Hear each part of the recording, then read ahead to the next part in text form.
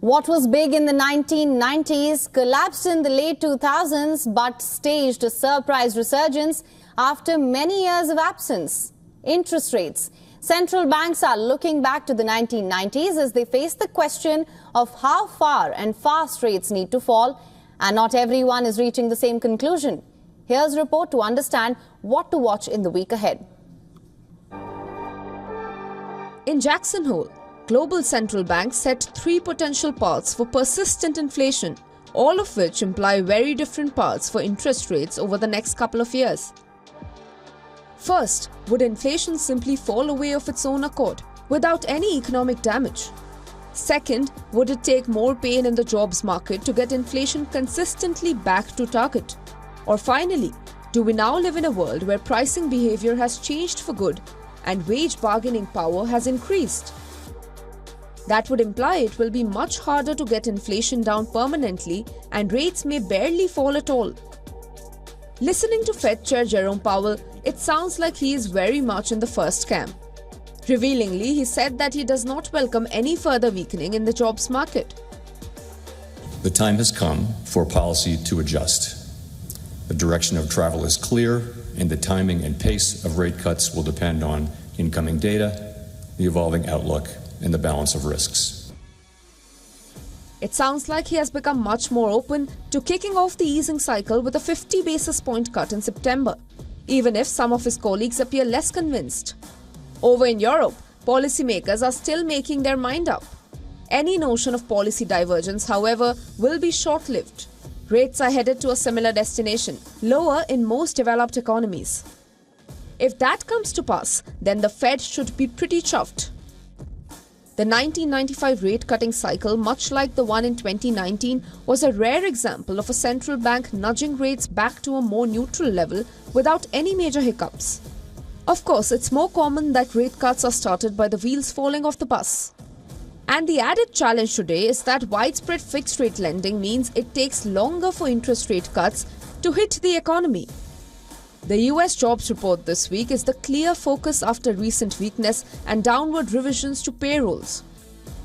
If we get a sub 100,000 on payrolls and the unemployment rate ticks up to 4.4% or even 4.5%, then 50 basis point cut looks likely given Powell's comment that we don't seek or welcome further cooling in labour market conditions. However, if payrolls come in around the 150,000 mark and the unemployment rate stays at 4.3% or dips to 4.2%, we can safely say it will be a 25 basis point cut. Those figures will give a clue as to whether we're entering this more precarious scenario. And if we are, then there is a real risk central banks have left it too late to start cutting rates. If they have, then we will have someone other than Taylor Swift to blame for inflation forecasts next summer. Business Bureau Report. WION World is One.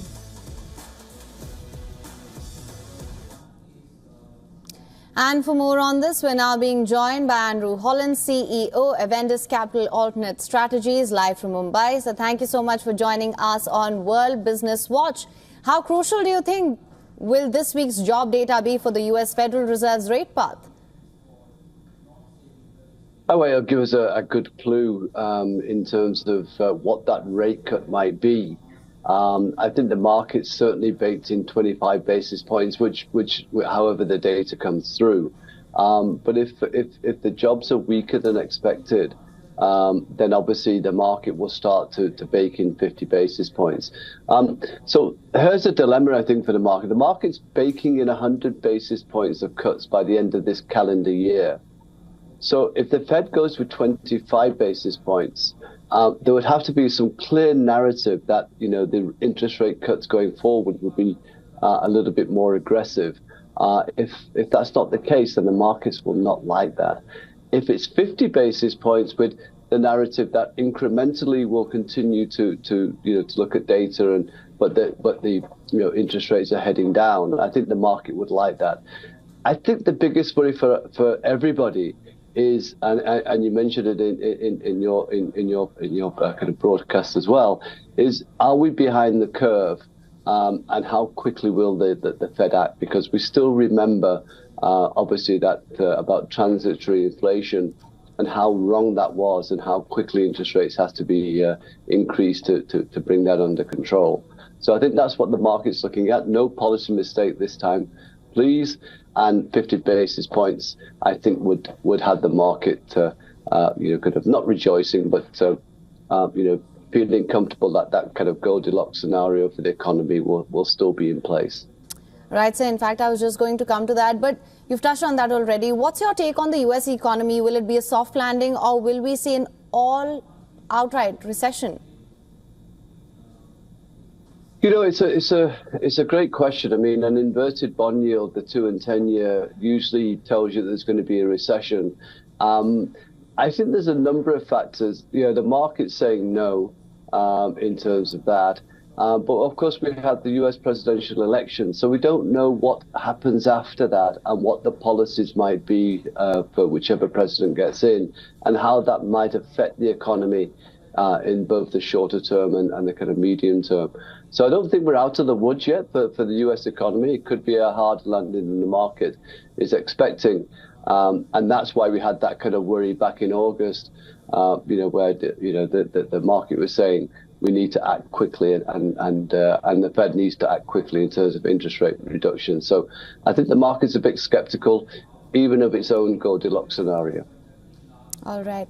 Well, Mr. Holland, thank you so much for joining us on World Business Watch with your insights on this.